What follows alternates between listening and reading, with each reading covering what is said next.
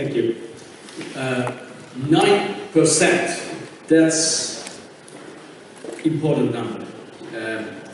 That's exactly a number of young people who were actually having a driver's license last year in Sweden, in greater metropolitan area in Stockholm, which is the capital of Sweden. So only 9% of population, a young population, which used to be 100% of the people, were having a driving test and having a driving license last year. This is a reality. So only 1 in 10 is actually willing to have a permit to drive a car. So this is one of those things what we have to keep in our minds when we are thinking whether the self-driving car is a remote future. I believe that most of the car OEMs, car manufacturers, they must be thinking right now, who are the people that we can actually sell these devices to, sell these cars, right? So again, 9%, and that's not a fake, it's real. So that's kind of the introduction about my point here today and my perspective. I'm coming, unlike many others today here, I'm coming from the software background. And I have been in this kind of the same situation earlier a few times. And that's why I'd like to introduce a few points, key points in my life where I felt a similar moment. And this is exactly the perspective what I'm trying to build up right now.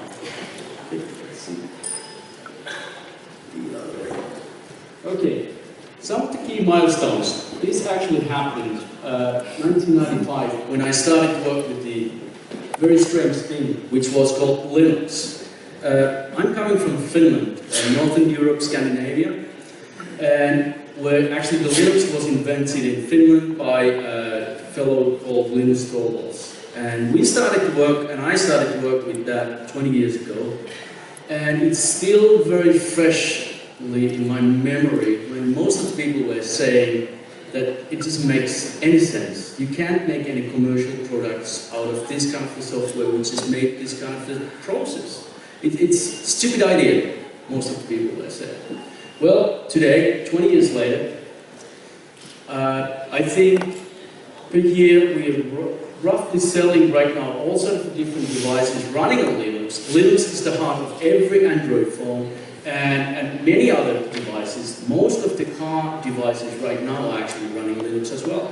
We are selling roughly 1 billion devices every year right now which are running Linux. So obviously those people were wrong. The second thing what I would like to remind is actually when I was working for Nokia in 1998, 16 years ago, we were launching a new product. I was responsible for the Nokia's first mobile internet product, which was with the Japan's biggest telecom operator, NTT Docomo. And they had a market name called iMode. iMode technology was basically HTML technology, standard web technology. And this was 16 years ago, and we were saying that the mobile internet will really revolutionize everything from, you know, how the people are spending their times, how they're actually playing the games, and so forth.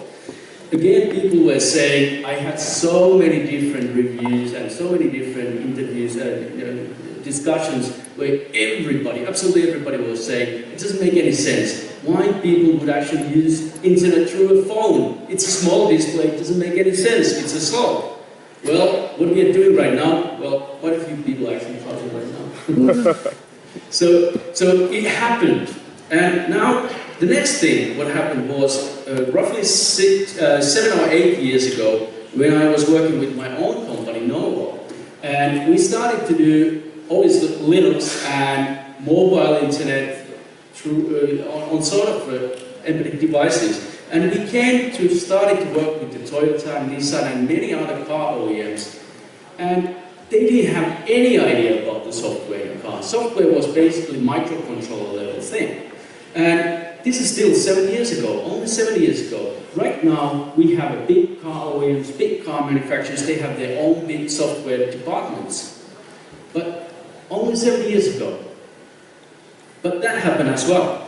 So what I'm saying today is that all of these three things, car, software, mobile internet, and really the Linux and different way of doing software and the platforms are actually coming together today.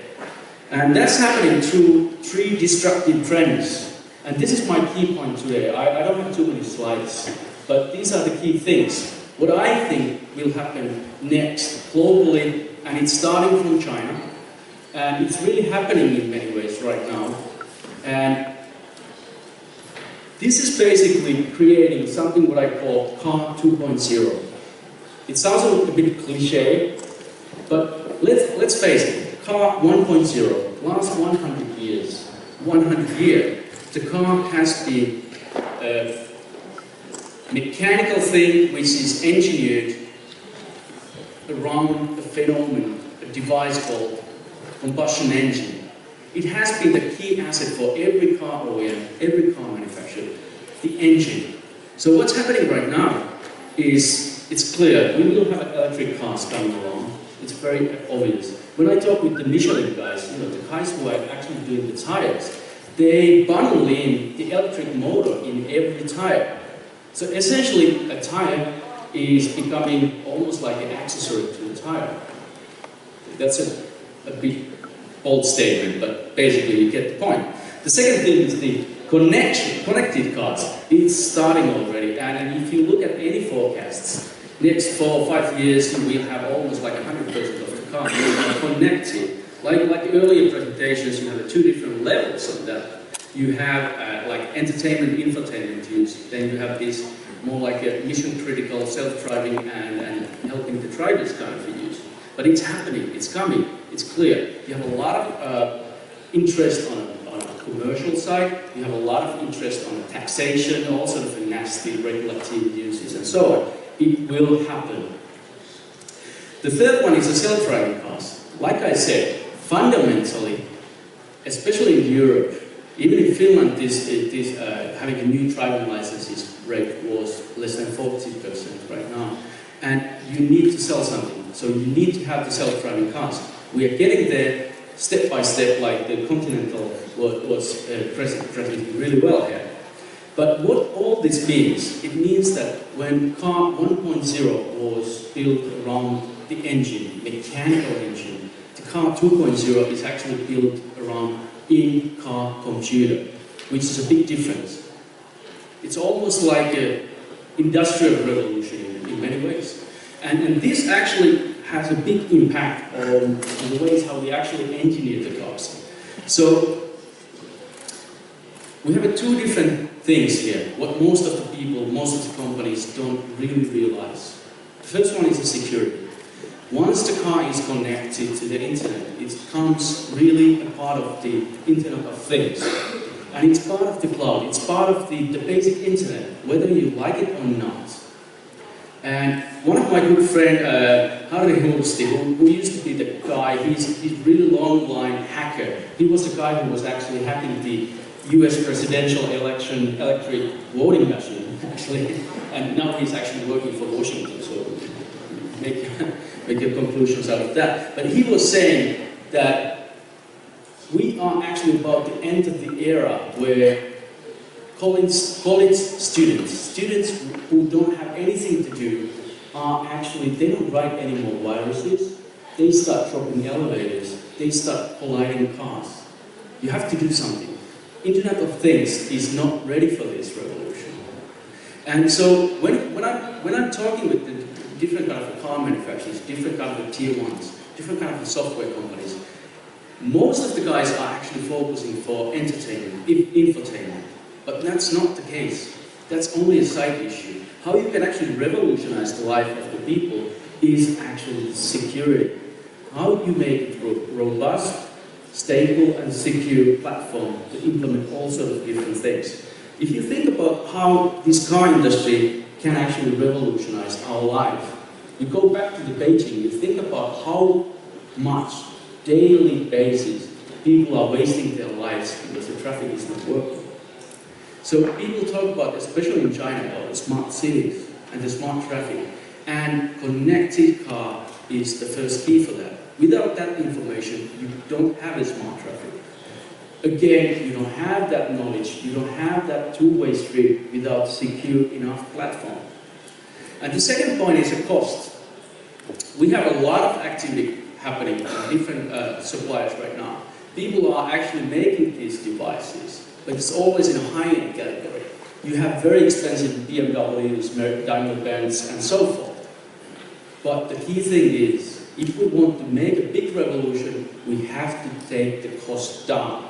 It means level of integration, it means understanding how to bring certain elements from the consumer electronics into the automotive electronics, and all sorts of these kind of things. So I would claim the cost and security are the key things that you should keep in your mind when you actually engineer these things. Okay, maybe we are running out a little bit out of time. So what we are just doing, we're actually launching a product which is an integrated box which is connecting to 3 different displays, giving you a secure way to connect to the internet and the CAN bus and so on. We're actually launching the product end of this year. We have the first prototypes available in Telematics Munich next month. And the idea is that we actually, unlike the others, the whole software architecture is actually starting from security engineering perspective. Security first, not the entertainment, not anything else. That's the whole point. And as a last item, I'd like to announce one interesting point, which is basically a call for the collaboration. I hope that many Chinese companies would like to collaborate with the many foreign companies. And what we are doing right now, we have been talking with with our local ministry in Finland, Ministry of Transportation, and especially German and Chinese car industry as well. And we are actually implementing a major law changes in Finland. And basically we try to convert the whole Finland as a country to the world's best and easiest place to test self-driving cars, so that it's the most easy, most viable in a legal way as well. So we are working together with the ministries, and we are inviting all sorts of car manufacturers to work with us and in this kind of open collaboration. I believe that's it. Thank you.